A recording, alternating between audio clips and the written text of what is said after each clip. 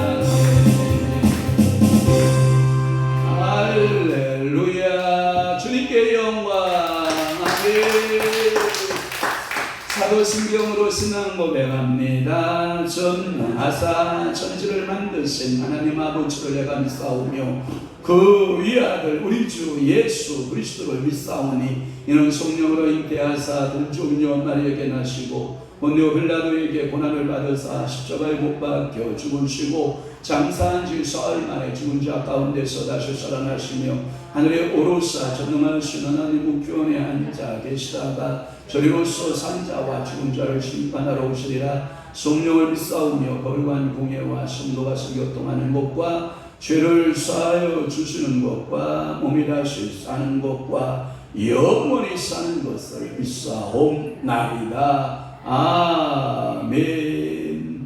하나님의 말씀 묵독하겠습니다. 신약성경 고린도전서 4장 15절 말씀 한 절만 우리 합독하도록 하겠습니다.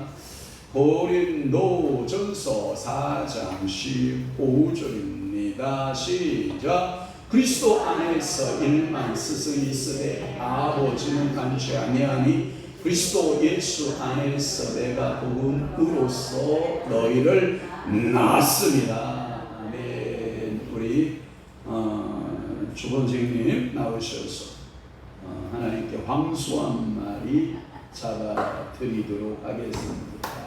자, 주님께 영광의 박수. 할렐루야. 찬양이 뭐예요? 마라나타. 가사 첫 소절이 뭐예요? 저보세요. 마라나타 주 예수여. 이때는 시작되는 거죠.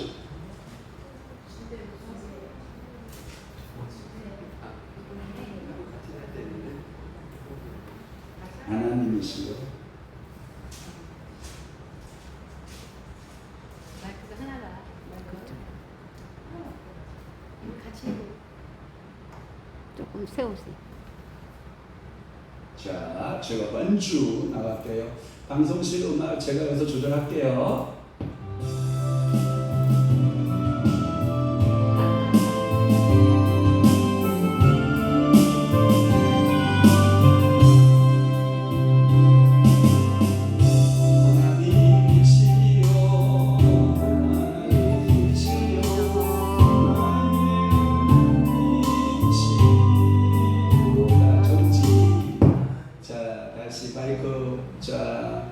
방송실 8번 마이크 스위치 올려야 돼요. 네.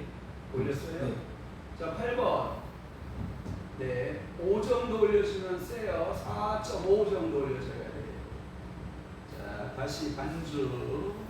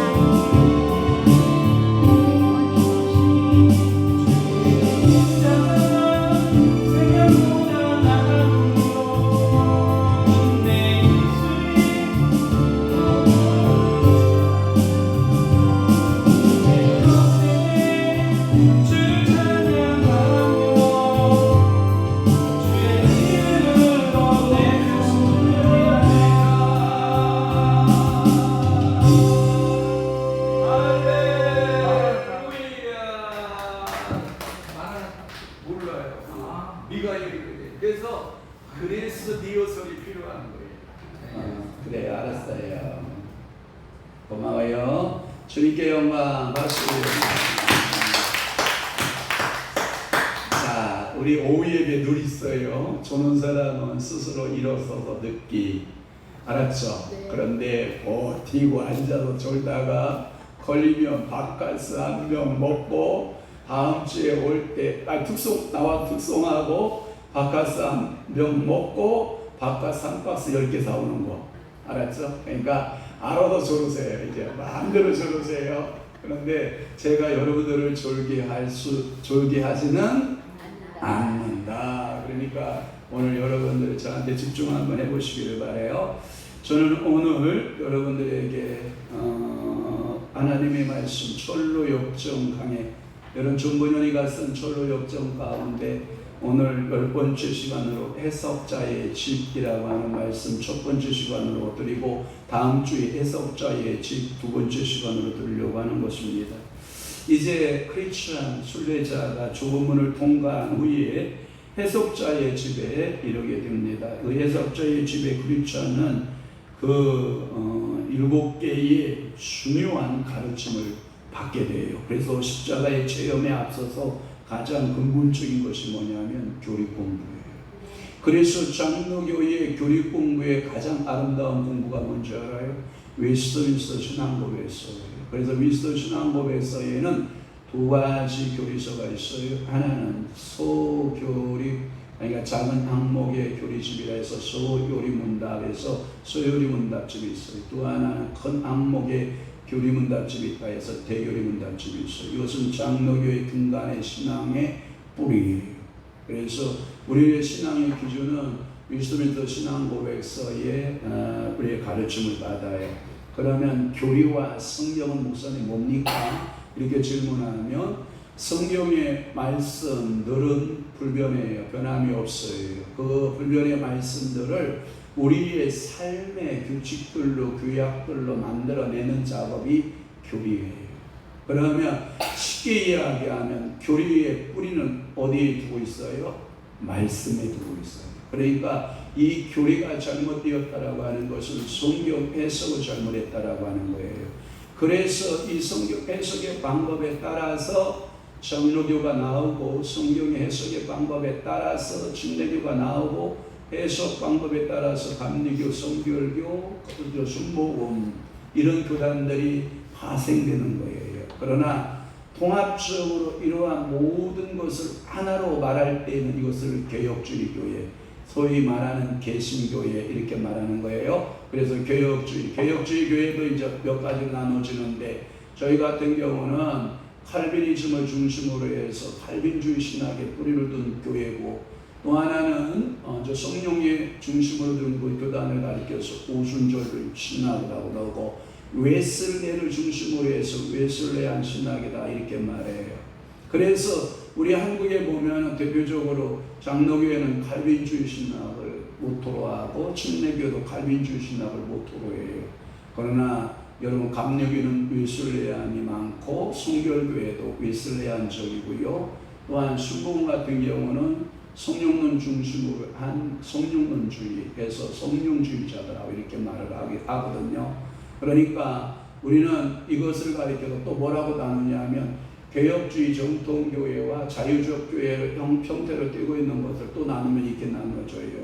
보수적 교회냐 자유적 교회냐 이렇게 표현이 되는데 침례교, 장로교는 보수적 교회에 포함되고 감리교, 성결교, 순복음은 자유적 성향을 띠고 있어요. 그러니까 이 신학자로 나누면 존 칼빈, 루터교회 있잖아요. 칼빈, 루터 이런 신학을 가지고 있는 교회들은 보수신학, 개혁주의적 보수신학을 가지고 있고 감리교, 그 다음에 성결교, 순복음 이쪽 오순절 교회들은 자유적 성향을 띠고 있어요. 그러니까 우리 교회 같은 경우는 장로교 원형은 술 먹어요 안 먹어요? 안 먹어요. 담배 펴요 안 펴요? 안 펴요.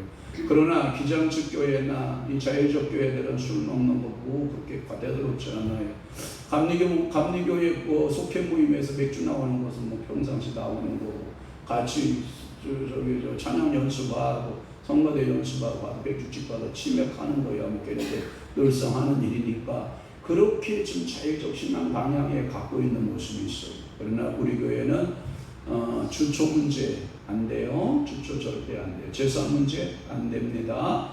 그 다음에 이제 주일날도 돈 쓰는 문제. 제가 우리 안사람하고 우리 두 딸이 이렇게 있는데 저녁 먹으러 나가자라고 하면 저는 뭐냐, 주일날 돈 쓰는 것을 조금 마음의 양심, 신앙 양심상 부담이 된다. 평일날로 해보자. 그러면 저는 빼고 자기들 여자들 셋이 단합대회예요. 그런데 저는 그것이 좋은 신앙의 모습은 아니다. 그러니까 될 수 있으면 주일날 뭐 오락을 한다든지 게임장을 간다든지 뭐 오락을 즐기는 이런 것들은 좀 삼가하는 것이 좋다. 그러니까 여러분들이 예수를 만날 때에 반드시 필요한 교육이 필요하다. 그게 뭐다? 교리 공부다. 그러면 교리 공부는 어디서 배우는 거냐? 오늘 제목이 뭐예요? 해석자의 지비. 그러면 여러분 쉽게 이야기하면 이 교회가 뭐예요? 예수님 만나게 하는 거거든요. 이 교회는 십자가 만나게 하는 거거든요. 그러니까 교회는 뭐가 왕성하면 좋겠어요? 말씀이 왕성해야지. 그래서 그 담임 목사가 신학적으로 여러분들의 지식이 풍성한 목사가 좋겠어요? 신학적으로 여러분 그냥 대충 하는 목사가 좋겠어요? 또 하나 말씀주의적인 보수적 신앙을 가진 목사가 좋겠어요? 아니면 인간의 위치에 맞춰서 자율적 성향을 가진 목사가 좋겠어요? 여러분들은 자율적 성향을 가진 목사를 만나면 여러분 진짜 신앙생활은 재미있고 편할 수 있어요. 그런데 여러분들이 보수주의 목사를 만나면 좀 고로워요. 왜? 기도해야 된다. 새벽 기도해야 된다. 특히 주일날은 새벽 기도해야 된다. 새벽부터 저녁까지 예배 지켜야 온전한 주일 성수다. 그러나 순복음교회 보세요. 1부부터 8부, 9부까지, 10부까지 있는데 그 중에 예배당 한 번만 나와라. 그러면 뭘로 인정하노라? 주일 성수로 인정하노라. 그러면 장로교는 새벽 예배, 주일 오전 예배, 주일 오후 예배, 저녁 예배 이게 다 참석해야 주일 성수로 인정하거든요.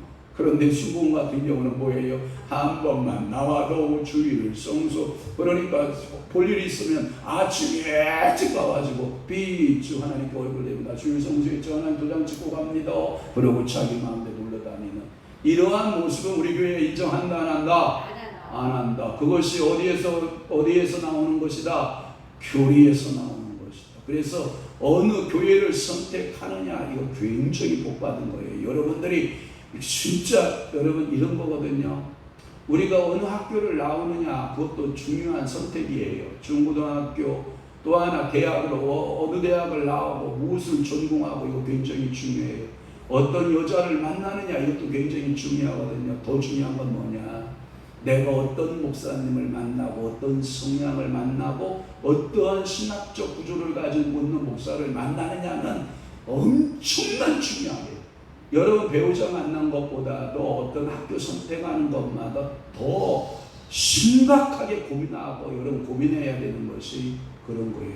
그러니까 중요한 거예요. 교리 가르치는 교사가 좋아야 된다라고 하는. 그래서 그 성경에 근거한 바른 교리가 뭐냐? 결국은 구원에 이르게 하느냐, 구원에 탈락되느냐라고 하는 거예요. 한번 여러분 제가 물어볼게요. 너 할아버지께서 광주에서 나와서 포도농사 지었다네요. 아, 기분 좋다. 우리 포도농사 따서 그 포도를 담궈 놓았더니 발효가 돼서 술이 되었다네. 허이고 맛 좀 보자 하고 한 번 먹으니까 딱 땡기네. 허이고 그거 참 맛있다. 또 한 번 먹었다네. 그거 먹다 보니까 이게 헬렐레 취했다네. 그래서 저 포도주에 취하니까 더웠다네. 그래도 홀라당 발라당 하나도 걸치지 않고 다 먹었다네. 그러면 여러분 알코올이라고 하는 술이라고 하는 것은 이게 별로 좋지 않은가 보다. 그러고 여러분 목사가 술 먹고 해롱에 코 빨개지고 얼굴 빨개져가지고 세상에 갈치 그치아 거리는 목사가 좋겠어. 술 안 먹는 목사가 좋겠어. 근데 목사만 술 안 먹으면 돼? 형수들은 다 먹고? 아니지. 그러면 안 되는 거지. 목사가 그런 신앙을 가지고 있으면 야 우리는 술은 끊자. 담배도 목사가 야 설교에서 이 텁텁하니까 저 나가가지고 우리 담배 한 대씩 보시자. 자 부장로 담배 하나 보시오. 자 우리 손집사도 담배 하나 피고. 자 저기 한진수 저 양반은 맨날 피는데 뭐. 자 피셔 하고 한 대씩 보시고 하고 목사도 이러고 있고 장로도 이러고 앉았고, 한진수도 팍 이러고 앉았으면 한진수가 좋아하겠지. 야, 동지 생겼다. 할렐루야, 동지 생겼다. 이러겠지만, 여러분, 이게 은혜가 되겠냐고. 왜 목사는 안 되는데 여러분들은 왜 되냐고. 목사도 안 되면 여러분들 안 돼야 되는 거 아니야? 목사가 말이야, 젊은 여자 팔짱 끼고 쇼핑하고 차 타고 다니면서 놀러 다니면서 바람 피고 다니는데 그런 목사 좋아? 그러면 여러분들 그렇게 하면 돼야 안 돼요? 그래요. 그게 신앙이라는 거예요. 그게 어디에서 나오냐? 성경에서 나온다는 거예요. 내가 어떠한 신앙을 잡았느냐 굉장히 중요하죠. 제가 어저께 얘기도 나온 거 내가 한마디 합시다. 어제 우리 은사집회에서 자, 성령의 볼 터치, 성령의 볼 터치, 은사 터치 하니까 은사식에 들어가잖아. 그 강장로가 이렇게 얘기하되 인위적으로 그냥 때려서 넘어뜨리던데요. 그러길래 이거 주여, 당신이 나를 때려도 넘어뜨려봐라. 넘어지나? 제가 그랬어요. 그랬더니 뭐라고 하는 줄 알아요? 자, 이 목사님 이쪽 앞으로 보내요. 왜 껴서 둘이 예배 방해하고 있어? 자, 박인호 집사님 이쪽으로 모니치러 와. 그러니까 여러분 봐봐요. 제가 그랬거든. 뭐 합동 측 춤신대 측은 뭐 성령 방언 운동 하면 안 된다나? 내가 속으로 여기까지 나왔어. 성령께서 방언하게 하는 거 그거 금하면 방언 성령 외방죄요. 그렇게까지 딱 나왔는데 얼굴 면상으로 그랬다 싸우자고 때리는 거 같고 그래가지고 제가 얘기하다 말았는데, 여러분 성령께서 말하게 하심에 따라 방언하는 거 할 수 있어요. 성령께서 여러분 기름 부어서 펑펑 넘어가. 안 넘어가는 게 문제지 넘어가는 게 뭐가 문제냐. 또 성령 충만히 받아봐. 여러분 가만히 설 수가 없다니까. 사시나물 떨듯이 넘어간다니까. 왜? 죄덩어리거든. 이 고깃덩어리거든. 이게 죄를 얼마나 많이 보면서 이게 자아 고집 땡글땡글 뭉쳐서 버티고 있는 거거든. 성령님 지나가시옵소서. 성령의 볼라면 딱 넘어가는. 성령님 앞에 순종한. 그래서 저도 넘어가 봤잖아요. 그래서 제가 물어봤잖아. 하나님 앞에 성령님 이거 뭐예요? 그랬더니 내 자아에 무너집니다. 뭐예요? 내 육체에 무너집니다. 그러면요, 네가 일어날 때 내가 너를 세운다. 너가 이제 네 힘으로 서는 것이 아니라 내 힘으로 서는 거다. 내가 너를 일으켜 세운다. 새 사람으로 일으켜 세울 것이다. 새로운 계시 정신으로 내가 세울 것이다. 새로운 믿음의 사람으로 내가 너를 세울 것이다. 그러면 옛자의 내 모습으로 사는 게 좋겠어? 성령 충만해 사는 게 좋겠어? 말은 맞는데 합동치는 안 그런다니까. 하지 말래. 근데 내가 그랬어. 그 장로님한테 그랬어. 장로님, 지금 집회의 성격과 남용교회하고 관계성 있어 없어? 그랬더니 없대. 그러면 제가 남용교회를 하루 샀어 안 샀어? 그랬더니 샀대. 그럼 오늘 하루 우리가 한번 내비둬. 나하고 신앙이 다르다고 해서 그럴 필요 없죠. 성령께서 여러분 하시는 일에 대해서 여러분 순종하는 게 좋죠. 그래서 제가 그랬더니 예 알았습니다 목사님. 했던 이거요 남영교회 이름 싹 지우세요. 우리 합동 측에 가면 뭐 문제가 생겨. 미안하다 우리 두 딸 다 그쪽 학교 나왔는데 총신대 학교 나왔거든요. 그래서 쟤네 학교에서 우리를 가리켜서 우리는 백석이거든요. 우리를 가리켜서 뭐라고 하냐면 쟤네들이 우리 보고 잡석이야. 야 이 사람들아 그거 성령 해방시키는 거예요. 우리는 백석이요 잡석 아니요. 저는 백석대학교 출신이다. 저는 백석인데 총신대에서는 뭐라고 그런지 알아요? 저거는 접속이래. 이 착것들이. 그래가지고 제가 성령 회방하는 거예요. 성령 회방. 장로님 조금 불편하셔도 다 오늘 하루 이래도 가고 저래도 가는데 우리 웃으면서 헤어지되 우리 웃으면서 사역하고 가겠습니다. 할렐루야. 인내하시고 참으셔야 예 알았습니다. 우리가 뭐 공짜로 썼어요. 중위권데 돈 주고 썼는데 전기비 다 주고 엘리베이터 사용료 다 주고 화장실 사용료 다 주고 주방 사용료 다 주고. 그러니까 오늘도 여러분 이 신학이라고 하는 자체가 성경의 구원에 이르는 자체가 좋은 거예요. 그러니까 여러분들이 성경의 말씀에서 뭘 찾아야 돼요? 구원의 요리를 찾아야 돼요.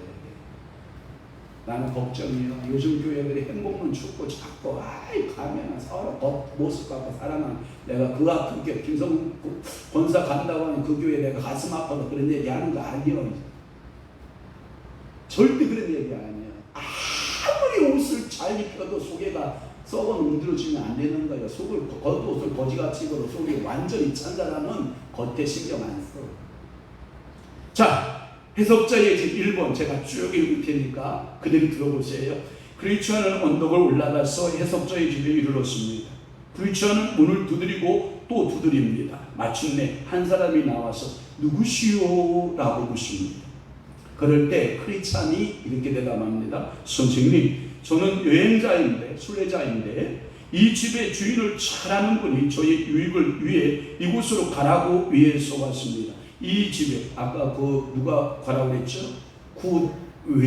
굿웰스가 인도했어요. 굿웰이 뭐예요? 좋은 의지를 가진 자가 이리로 죽은 문으로 들어가시오! 라고 소개를 했거든요. 그러니까 이 집 주인과 이야기를 할 수 있습니까? 움직이는 집주인을 불렀고 잠시 후에 주인이 크리스천에게 와서 무엇을 원하십니까? 라고 물은 거예요. 그때 크리스천, 선생님, 저는 멸망의 도시, 장망성이에요. 세속의 도시에서 떠나 이제 시온산 영원한 새 예루살렘 성을 향하여 가는 사람입니다. 좁은 문에 서 있던 분이 이곳으로 가면 주인을 찾으면 주인이 훌륭한 것들을 보여주실 것이고 그것들이 저의 여행에 도움이 된다고 말씀하셔서 왔습니다. 그랬더니 해석자가 들어오시오. 내가 당신에게 유익한 것들을 보여드리겠소. 그랬습니다. 해석자는 하인들에게 촛불을 가져오라 라고 명령했고 크리스천에게는 따라오라고 말했습니다. 그때 이 해석자는 첫째 어떤 상을 가지고 있느냐? 참 목자상을 가지고 있었어요. 여러분, 리처드 백스터가 쓴 책 가운데 참 목자라고 하는 책이 있어요. 여러분, 이 땅에서 여러분들의 구원의 서정에 이르게 할 때 참 목자를 만나는 것은 여러분 인생의 최고의 축복이다. 제가 아까 말했어요. 좋은 부모 만나는 것 축복이에요. 좋은 친구들 만나는 것 축복이에요. 좋은 배우자 만나는 것 축복이에요. 그러나 좋은 해석자를 만나는 것도 축복이에요. 이게 뭐다? 그 해석자의 첫 번째 모델이 뭐다? 참 목자상을 가지고 있느냐는 거예요. 해석자는 크리스천을 비밀스러운 방으로 데리고 갔습니다. 해석자는 하인에게 방문을 열라고 명령했으며 하인이 문을 열자 크리스천은 아주 신중하게 보이는 사람의 그림이 벽에 걸려있는 것을 보았습니다. 그림은 훌륭했습니다. 그림에 있는 사람의 눈은 하늘을 향해 있었습니다. 이게 누구냐면 예수 그리스도예요. 그의 등 뒤에는 세상이 있었고 그 사람들에게 간청하듯 서 있었으며 머리에는 황금 멸관을 쓰고 있었습니다. 크리스천은 이렇게 질문합니다. 해석자에게, 참목자상 해석자에게 그 그림이 의미하는 바가 무엇입니까? 라고 물었습니다.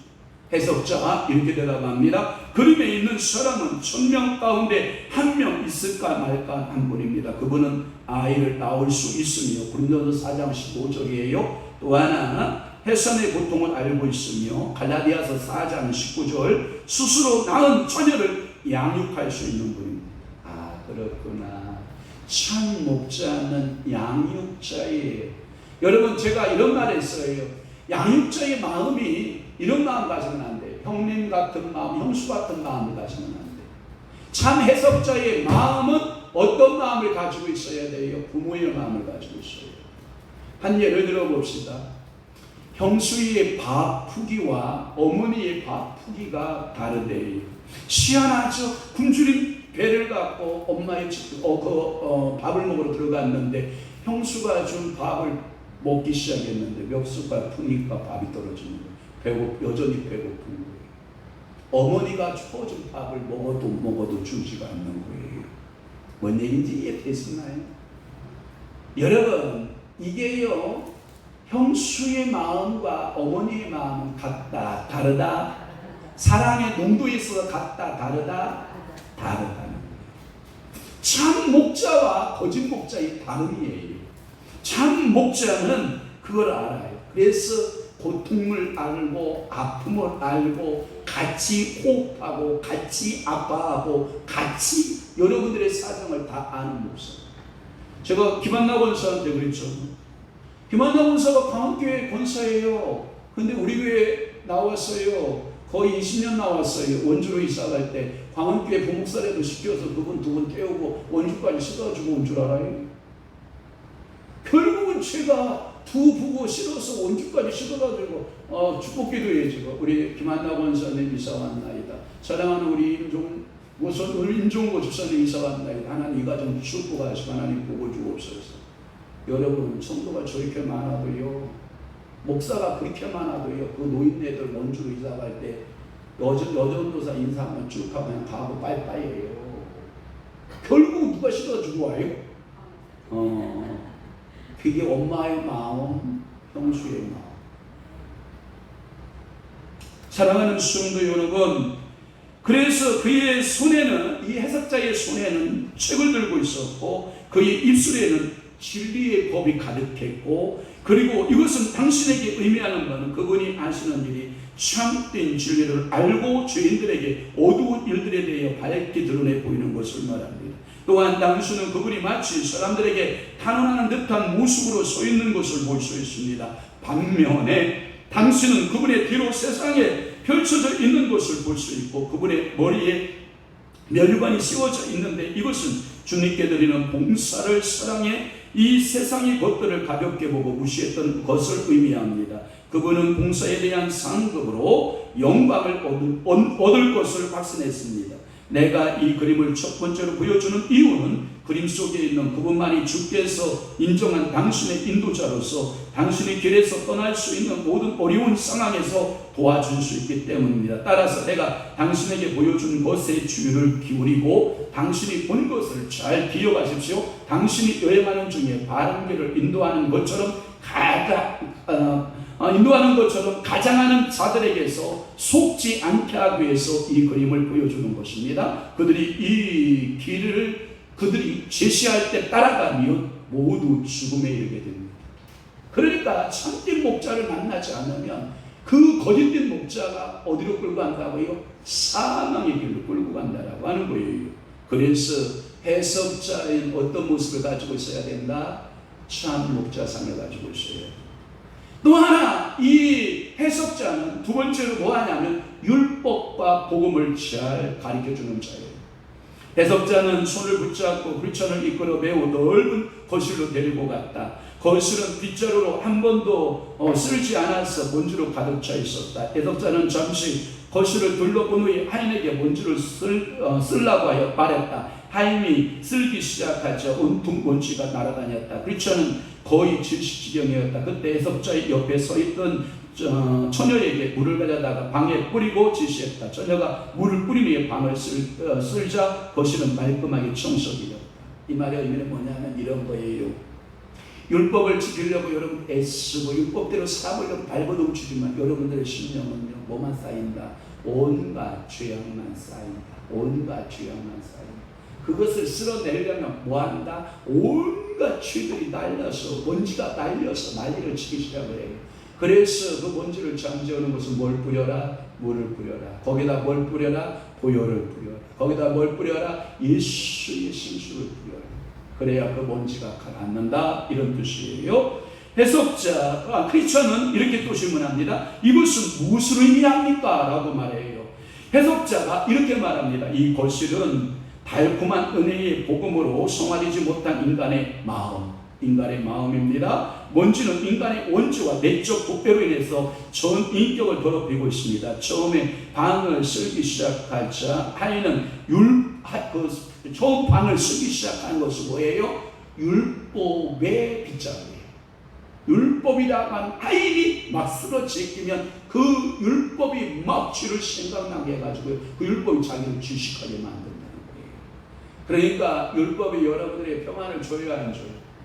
여러분, 제가 가끔마다 이런 말씀을 제가 전해서 좀 안타깝지만 이거 유튜브로 나가기 때문에 제가 좀 말을 좀 자제해야 되지만, 여러분 어느 교회 가면 율법만 계속 강조하는 교회 있어요.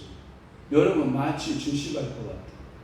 저거 말씀을 안 지키면 지옥 갈 것 같고 그 말씀대로 안 살면 내가 곧 죽을 것만 같은 질식할 것 같은 그러한 모습이거든요. 사랑하는 성도 여러분, 이게 먼지를 일으키는 막 빗자루질을 하는 것을 율법이라고 하는 거예요. 그 율법이 그 방에 여러분들의 마음을 막 충동시키는 거예요. 그러니까 여기서 죄들이 막 날뛰기 시작을 하는 거예요. 그리고 물을 가져다가 뿌린 소녀는 뭐냐? 그것을 차분하게 가라앉히는 은혜의 담비. 가물어 메마른 땅에 원래요 담비를 내리시도. 여러분들이 지금 마음이 막 율법은 날뛰고 막 마음이 날뛰고 있는 그곳에 은혜의 촉촉한 뭐가 내려야 돼요? 담비가 내려지는 그 먼지는 어떡할까요? 가라앉거든요. 그래서 그 처녀는 물을 뿌려주는 거예요. 여러분들에게 오늘 예수의 이름으로 복음의 처녀야, 여러분들의 심령에 물을 뿌려줄지어다. 여러분들의 가정에 물이 뿌려줄지어다. 여러분들의 일터와 사업장에 주여 이 좌파들이 날뛰는 먼지를 벗어버리고 이 나라 이 지국에도 하나님이여 복음의 물을 뿌려주소서. 아멘하고 와요. 두 손 들고 아멘해요. 두 손 들고. 그러면 어떤 축복이냐면 여러분들이 몸이 한번 움직일 때마다 수백 개 조에 여러분 근육이 움직이기 시작해요. 여러분들이 이게 건강, 여러분 보세요. 이거 어떤 학자가 이러한 손 하나 발견하고 손 하나 들게 하는데 공학적으로 이거 만들려면요 이게요 컴퓨터 학적으로 굉장히 복잡해요. 맞죠? 그런데 하나님은요 여러분 이러한 축복 받으십시오. 아멘. 여러분들 이 소리를 내면서 두 손을 든다? 아버지가 위에서 보시고 뭐라 그런지 알아요? 이야 내 자식이 예쁘다. 유아가 와서 여기 와서 저한테요 목사님이에요 씨 한번 웃으면요 이야 그 어떻게 그 예쁜 얼굴에 웃을 수가 있죠? 어떻게 그렇게 만들어놨죠? 제가 봐도 신묘막측한데 하나님이 우리가 이렇게 예배하는 모습을 보면 어떻게 해요? 너무 예쁘죠. 하나님이 여러분들 오늘 예배하는 모습 보고 그렇게 이뻐한다. 그러니까 거기에다가 은혜의 생수를 뿌려줘야 안 뿌려줘야 돼요? 뿌려줘야. 여러분들의 사업이 메말른 사람, 육체가 메말라 있는 사람, 먼지만 푸석푸석 날리는 사람. 우리 아버님이 옛날에 그래요. 지게를 지고 깔찜을 지고 이렇게 오시면 이제 제가 우리 아버님 마운둥이에요. 우리 아버님 제가 마운둥이고 우리 저 막내 황정환 집사가 우리 아버님 49등이에요. 그러니까 우리 아버님 49세 때에 우리 막내를 생산했어요. 저는 우리 아버님 40에 생산을. 그래서 우리 막내가 9살 차이고 그 중간에 1살 토굴이 하나 있고 그 밑에 또 2살 토굴이 이게 있어가지고 제가 우리 집 아들이 늙고 딸이 둘인데 그렇게 되어 있어요. 그런데 제가 그래요. 아빠 그때는 제가 마흔둥이니까 우리 아버지가 50 넘을 때니까 몇 살 때 됐겠어? 10살 조금 넘어갈 때잖아요. 깔찜을 지고 우리 아빠가 힘들어 그러고 아들아 좀 여기 논두렁에다 지게 딱 받쳐놓고 이렇게 작대기 받쳐놓고 좀 쉬었다가 제가 그래요. 아빠 그렇게 힘들어요? 그러면 나이 50 먹으면 신내가 난다 그런다. 밥으로 말하면 쉬기 시작한다 이 말이에요. 그러면 우리 아버지가 뭐라고 하냐면 야 50 넘으면 신내나. 그래도 난 그 의미를 몰랐거든요. 근데 제가 50 넘어보니까 신내 나던데. 그러면서 저희 아버님이 그래요. 아들아 이게 인생이 별거 아니다. 금방 간다. 내가 너 40에 너를 낳았는데 벌써 10년이 넘어간다. 그러니까 금방 넘어간다는 거예요. 인생 별거 없어요. 여러분들이 이 버석버석한 인생에게 뭐가 뿌려져야 된다고요? 복음의 생수가 뿌려져요. 그러니까 오늘 여러분들이 기다려야 돼, 안 기다려야 돼? 우리 가문에도 복음의 생수를 뿌려주옵소서. 불신의 가문의 생수가 뿌려지고 우리 손수기 집사님 우리 은혜의 그 영혼에도 생수의 복음이 뿌려지고 인에게도 생수의 자 우리 유영문사 우리 청년이죠 하여튼 우리 선생님에게도 복음의 생수가 뿌려지고 우리 조동생에게도 생수의 강가 뿌려지고 복음의 은혜가 뿌려지기 시작을 하면 먼지 날렸던 것이 뭐한다? 가라앉아. 했던 거 다 어떻게 해요? 다 가라앉습니다. 눈이 따가웠던 거 어떻게 해요? 다 가라앉아요. 그러니까 육체적 질병 뭐하나? 제가 오늘 축복할 테니까 오늘 은혜 받으세요. 예수의 이름으로 소멸될지어다. 예수의 이름으로 떠날지어다. 당신이 제일 먼저 할 사람이 안 하고 있어. 그렇게 살게요? 제가 떠나라고 그러면 저를 충청도에 아이고 저 아저씨가 중국 귀산 사람이야. 그죠? 한번 박자 맞추나 안 맞추나 다시 한번 테스트 해봅시다. 잘 박자 맞춰요. 자, 은혜의 생수가 뿌려낼지어다. 아이고 0.1박자 틀렸어. 그래요. 이게요 복음의 생수가 뿌려져요. 여러분들의 육체에도 영혼에도 여러분들의 가정에도 자녀에도 사업에도 일터에도 이 나라 내조국에도 우리 교회에도 이 은혜의 단비가 흘러내릴 줄로 믿습니다. 당신은 보신 바와 같이 처음에는 방을 쓰기 시작하자마자 먼지가 온통 날려다녀서 방은 절대 깨끗하지 않았고 먼지 때문에 당신은 거의 7시간 보냈습니다. 이것이 의미하는 그 바는 이렇습니다. 율법이 죄를 발견하게 하고 죄를 금하지만 죄를 뿌리 뽑지 못하기 때문에 죄에서 마음이 깨끗하게 하는 대신 우리 영혼의 죄를 살리고 힘을 얻게 해서 죄를 증가시키는 것 뿐입니다. 그러니까 율법은 계속해서 우리의 고발자가 되는 거예요. 그러니까 우리가 판사 앞에 딱 설 때 두 사람이 쓰잖아요. 한 사람은 검사, 한 사람은 누가 써요? 변호사가 쓰잖아요. 그러면 뭐라 그래요? 검사, 이 피고는 이렇게 해서 이렇게 되었나요? 이 사람은 그러기에 구형 10년에 벌금 1억 해주십시오. 검사가 구형을 부탁을 한단 말이에요. 그러면 변호사는 이 피고는 실은 이러한 것에 있어서 불가항력적이었고 이건 이래서 이래서 자, 이 피고는 죄가 있은 것은 사료가 되나 어쩔 수 없는 환경에 의한 것이므로 징역 1년에 벌금 약식으로 한 500만 때려주세요. 이렇게 한다고. 그러면 판사가 이거 너무 갭 차이가 많잖아. 그렇지? 10년에 1억이 너 지금 1년에 500인데 이거 그 판사가 걱정되지 않아. 그러면 두 판정의 이야기를, 두 변론의 이야기를 다 들어보고 이 판사가 법조문을 찾는 거예요. 왜? 자기도 빠져나갈 길이 있어야 되잖아. 법조문에 이랬을 때는 어떻겠나, 이랬을 때는 어떻겠나. 그리고 우리 선배들이 이러한 것들이 있을 때 어떻게 재판에 판례를 남겨놨는가를 뒤지기 시작을 해요. 그래가지고 이제 판사가 딱 해서 결정결이 딱 되면 두 사람 원고 피고 딱 세워놓고 뭐라고 하냐. 피고 그대가 이렇게 했으니 자, 징역 3년에 벌금 1,000만 원 때린다. 그러고 징역 2년 살려가야 돼. 그런 거잖아. 그러니까 오늘도 하나님께서 우리에게 율법의 조항을 통해서 여러분들의 죄를 계속 고발한다니까요. 율법은. 그러나 그것을 누가 다 덮어준다고요? 복음의 은혜가, 복음이 다 덮어주는 줄 믿습니다. 할렐루야. 그래서 또한 당신이 보신 것과 같이 처녀가 방에 물을 뿌린데 청소를 하자 방은 깨끗해졌습니다. 이것이 의미하는 바는 이렇습니다. 복음이 인간의 심령에 달콤하고 소중한 영향을 끼치면 마치 처녀가 방에 물을 뿌려서 먼지를 가라앉힌 것처럼 죄가 정복되고 진압된다라고 하는 것입니다. 그러한 믿음을 통해 영혼이 깨끗해지며 결과적으로 왕의 영광이 머무르기 적합하게 됩니다. 아멘. 여기까지 해야 되겠다. 너무 많아.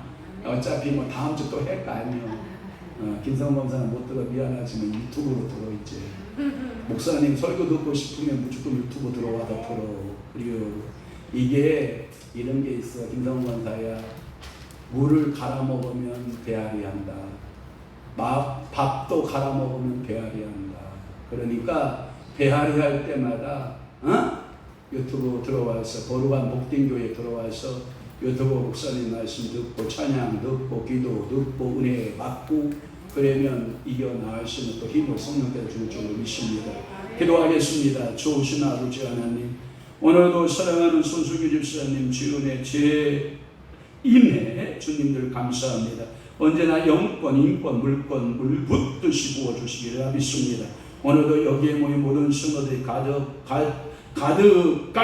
복 담아 주옵소서 하고 주님 앞에 예물 드리오니 그 소원대로 우리 손수기 집사님 가문에 하늘 복을 여시고 복 주시고 신령한 복 주시고 은혜의 복 주옵소서. 오늘도 그 해석자의 집에 들어가 율법을 만나는 인생이 아니라 참 복음을 만날 수 있게 하여 주옵소서. 오늘도 그 해석자의 집에 들어가 참 목자를 만날 수 있는 은혜를 허락하여 주옵소서. 손정희 집사님 인생에 하나님의 놀라우신 영광의 축복이 머물기를 원하고 오늘도 사랑하는 귀한 성도들 참 목자를 만나기를 원하고 오늘도 복음을 만나기를 원하며 그곳에서 참 기쁨과 행복 속에 살아내기를 소원하오니 우리 아버지께서 하늘문 여시고 저희들을 축복하여 주옵소서. 이제는 우리 주 예수 그리스도의 은혜와 하나님 아버지의 만국하신 사랑하심과 성령님의 감화 교통 내주 유효사 충만하심이 오늘 남은 때에 하나님의 말씀대로 해석자의 집에 들어가 참 목자를 만나고 참 복음을 만나 마음의 기쁨과 평강을 누리고 살아내기로 결심하는 사랑하는 귀한 성도들 심령 위에와 저들의 교회 위에 이제부터 영원토록 함께 있을지어다. 아멘.